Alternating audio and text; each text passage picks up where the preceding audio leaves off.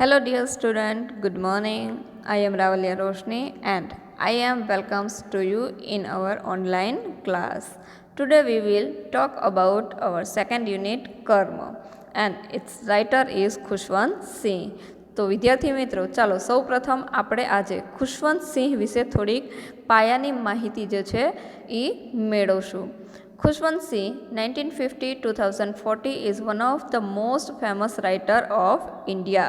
ખુશવંત સિંહ ભારતના પ્રખ્યાત લેખકોમાંના એક હતા. તેમનો સમયગાળો 1915થી 2014 સુધીનો હતો. વિદ્યાર્થી મિત્રો એમાં થોડું ઉમેરી દેજો કે તેમનો જન્મ જે છે એ 2 ફેબ્રુઆરી 1915માં થયો હતો અને તેમનું મૃત્યુ જે છે એ 20 માર્ચ 2040 દિલ્હીની અંદર થયું હતું. He was born in Hadalia, now in Pakistan. તેમનો જન્મ જે છે એ હડાલિયામાં થયો હતો જે વર્તમાનમાં પાકિસ્તાનમાં આવેલું છે. And study at Lahore. તેમણે અભ્યાસ જે છે લાહોરમાં કરેલો હતો.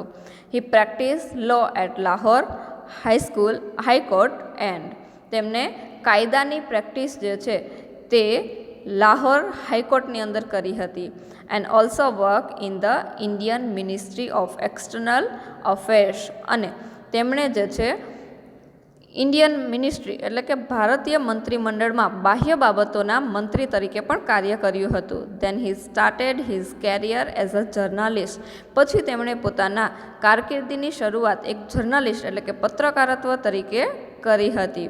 And edited the illustrated weekly of India અને પછી તેમણે પોતાનું the illustrated weekly of affairs નામનું પ્રકાશન બહાર પાડ્યું હતું. His major works are as follow. તેમના મહાન કાર્યો કૃતિઓમાંની અમુક કૃતિઓ જે છે નીચે મુજબ આપેલી છે. Train to Pakistan, Delhi, the history of six etc. He was the member of Rajya Sabha from 1980 to 86. તે રાજ્યસભાના સભ્ય તરીકે 1980થી 1986 સુધી ફરજ બજાવી હતી. He was awarded Padma Bhushan in 1974. તેમને 1974ની અંદર પદ્મભૂષણ એવોર્ડ જે છે એનાયત કરવામાં આવ્યો હતો. એઝ અ રાઇટર એક લેખક તરીકે હી વોઝ ઓફટેન કોન્ટ્રોવર્શિયલ. એક લેખક તરીકે કોન્ટ્રોવર્શિયલ એટલે કે વિવાદાસ્પદ. એક લેખક તરીકે હંમેશાને માટે તે કોઈ પણ બાબતમાં વિવાદાસ્પદ એટલે કે વિવાદમાં રહેતા હતા, ચર્ચામાં રહેતા હતા. He wrote novel, short story, history and autobiographical works. તેઓ નવલકથાઓ, ટૂંકી વાર્તાઓ, ઐતિહાસિક અને આત્મકથાઓ વધારે પડતી લખતા હતા. This story Karma is about Mohanlal and arrogant native Indian. અહીંયા વિદ્યાર્થી મિત્રો આ જે પાઠ આપણો કર્મ જે છે તે મૂળ ભારતીય વ્યક્તિ જે છે એના ઉપરનો છે. તેમાં એક પતિ અને એક પત્નીની વાત કરવામાં આવી છે. તેમાં પતિનું નામ છે મોહનલાલ અને તેની પત્નીનું નામ છે લક્ષ્મી.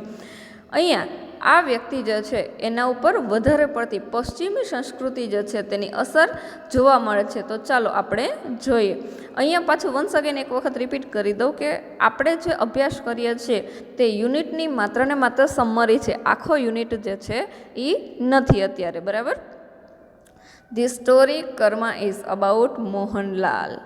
આ વાર્તા જે છે તે મોહનલાલ ઉપરની છે અથવા તો મોહનલાલ વિશે છે.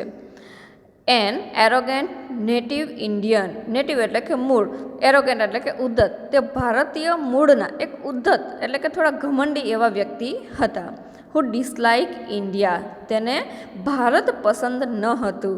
N Indian tradition adoring the western culture and lifestyle.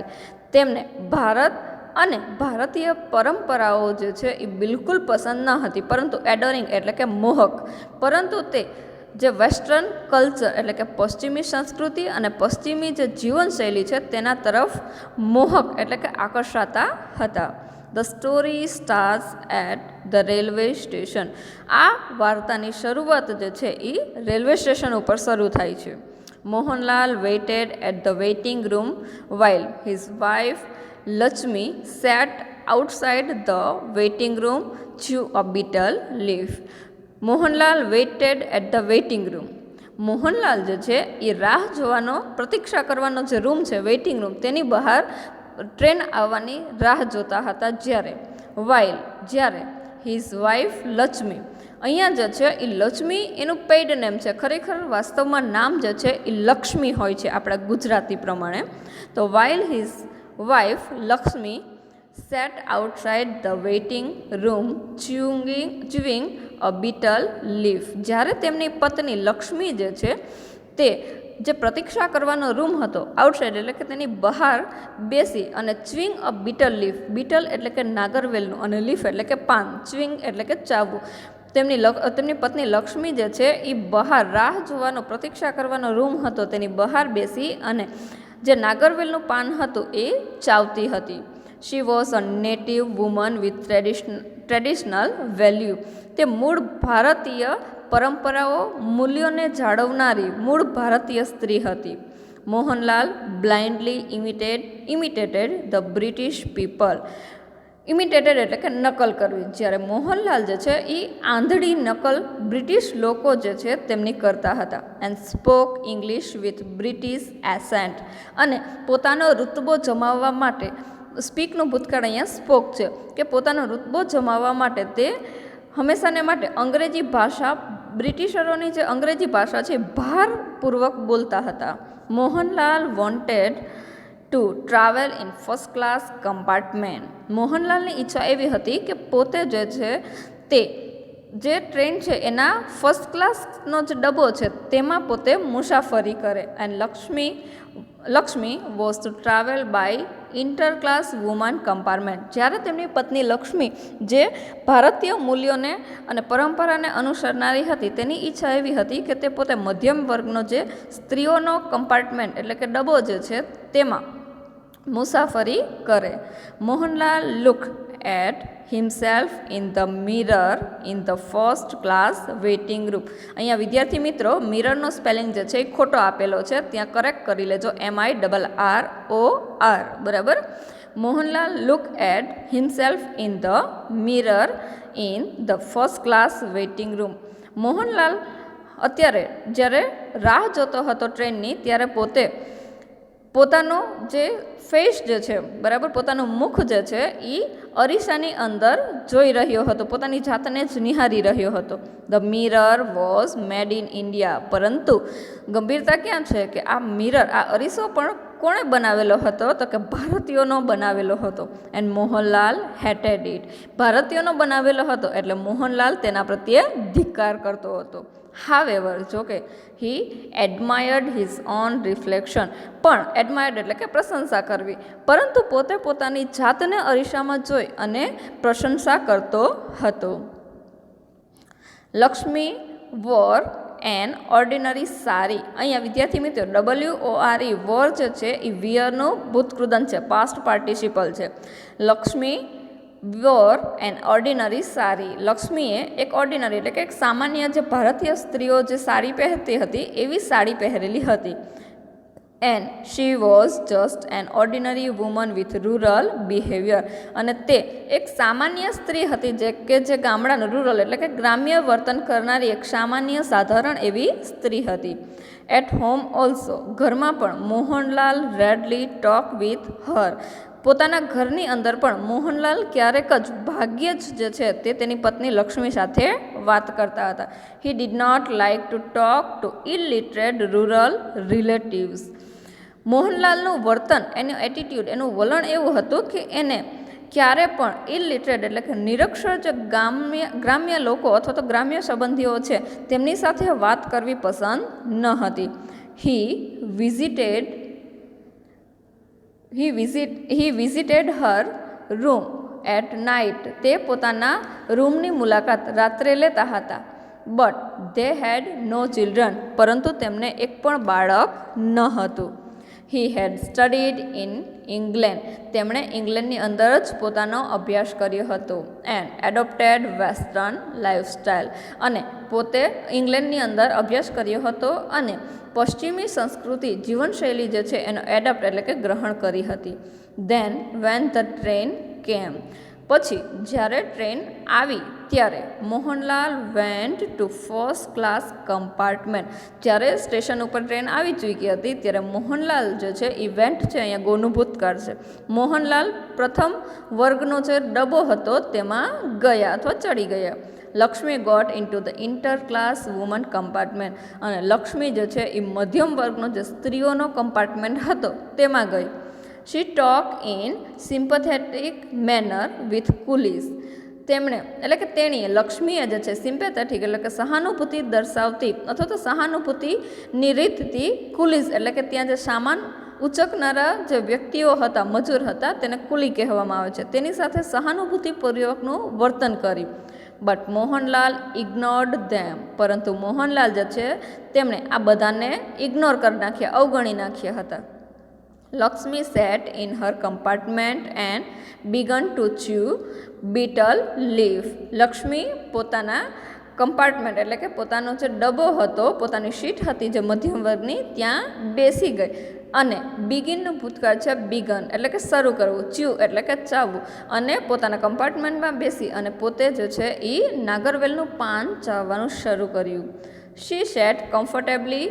તેણી એકદમ આરામદાયક રીતે બેઠી હતી. While Har husband weighted for some British passengers. જ્યારે પોતાના પતિ અમુક બ્રિટિશ એટલે કે જે અંગ્રેજી પેસેન્જર્સ હતા તેમની રાહ જોઈ રહ્યા હતા. He read. તે વાંચતા હતા the Times and smoke English cigarette to attract the attention of English men. પોતે હંમેશા પોતાની તરફ બધા બ્રિટિશ લોકો જે છે, બ્રિટિશ પેસેન્જર્સ જે છે એમનું ધ્યાન ખેંચવા માટે ધ ટાઈમ્સ મેગેઝિન ન્યૂઝપેપર જે છે તે વાંચતા હતા અને હંમેશાને માટે તે ઇંગ્લિશ સિગરેટ જે છે એ પીતા હતા. Attract the attention of English men. અંગ્રેજો એટલે કે બ્રિટિશના લોકો જે છે તેમને પોતાના તરફ એટ્રેક્ટ કરવા માટે, આકર્ષવા માટે સિગરેટ પીતા હતા. Just then to British soldiers enter the compartment.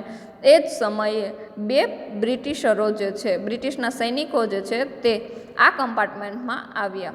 And Mohanlal was happy to welcome them. Mohanlal એકદમ ખુશ થઈ ગયા અને તેમને આવકાર્યા. હાવેવર, જોકે the soldiers behaved rudely with him. પરંતુ પેલા સૈનિકો હતા તેમણે મોહનલાલ સાથે એકદમ ખરાબ વર્તન કર્યું. And ordered him to get out of the compartment. અને પેલા જે બ્રિટિશ સૈનિકો આવ્યા હતા તેમણે હુકમ કર્યો કે આ કમ્પાર્ટમેન્ટમાંથી નીકળી જાઓ. It was reserved for sir Mohanlal. તેમણે કહ્યું કે આ કમ્પાર્ટમેન્ટ જે છે તે સર મોહનલાલ, સાહેબ મોહનલાલ જે છે તેમના માટે બુકિંગ કરેલું છે, રિઝર્વ છે. But the British soldiers through his luggage and push him out. પણ કોઈ પણ વાત સાંભળ્યા વગર જ બ્રિટિશ સોલ્જર્સ જે છે, બ્રિટિશરો જે છે તેમણે થ્રુ એટલે કે ફેંકી દેવું, આ મોહનલાલ જે છે તેમનો સામાન બહાર ફેંકી દીધો. પુશ હિમ આઉટ અને તેમને ધક્કો માર્યો બહારની બાજુ. He got a little injured એટલે કે ઈજા થવી. મોહનલાલને થોડીક એવી ઈજા પણ થઈ, ધક્કો માર્યો એટલે. And he loss his speech. અને તે કંઈ પણ બોલવા અસક્ષમ હતા, કંઈ પણ બોલી શક્યા નહીં. The train pass by him. અને ટ્રેન ત્યાંથી સ્ટેશન ઉપરથી નીકળી ગઈ.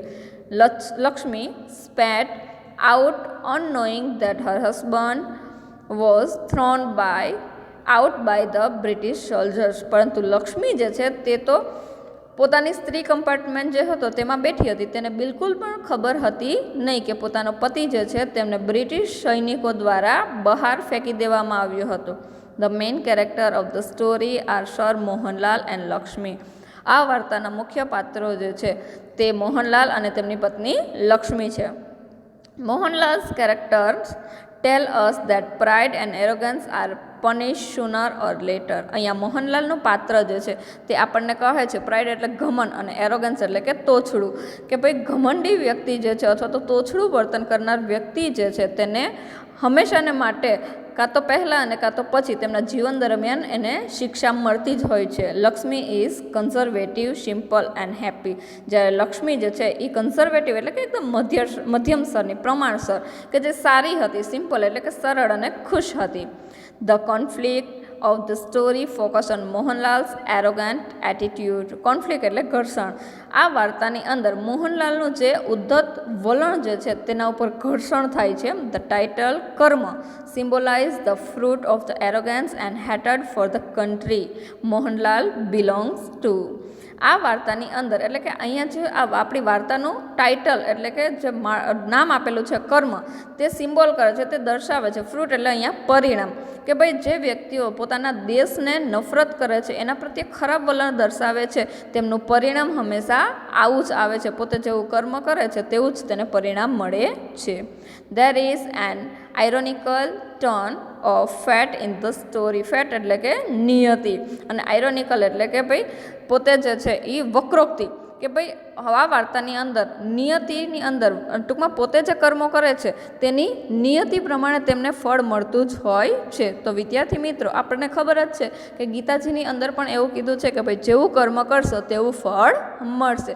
તો અહીંયા પણ કંઈક એવું જ મોહનલાલ દ્વારા બતાવવામાં આવ્યું છે કે ભાઈ તમે જેવા કર્મ કરો છો તેમનું ફળ તમને તેવું જ મળે છે. હંમેશાને માટે આપણે આપણા દેશ પ્રત્યેનો પ્રેમ જે છે એ રાખવો જોઈએ.